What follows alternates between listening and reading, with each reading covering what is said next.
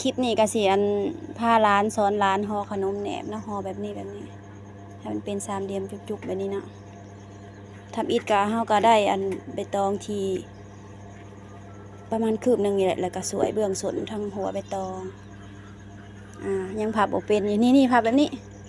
จับทางนี้มาพับแบบนี้บ่ได้บ่เฮ็ดบัดนี้นี่พับแบบนี้นะให้มันแหลมๆทั้งก้นพับได้แล้วยังพับบ่ได้เอาจับกล้องให้นี่สิพับให้นี่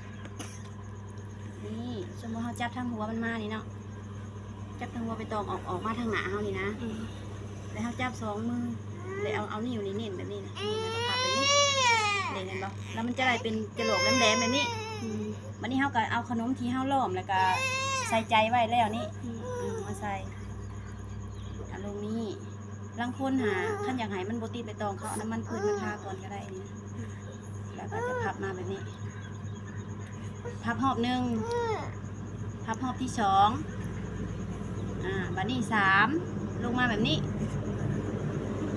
สี่แล้วมาปีนผ้าหาพับที่หาและพับที่หกบัดนี้แล้วเราจะสอนสมมุติว่ามันยาวเนาะมันยาวแบบนี้นี่เรามีตัดประจำไว้นี่แล้วก็ตัดแบบนี้เขาจะได้ปลายสวยๆแหลมๆมีซอสข้าวหอมเฉาเหลืองมันนี่นี่เป็นจักรพับนำกินนี่หกพับมันบ่นี่สำเร็จสวยงามบ่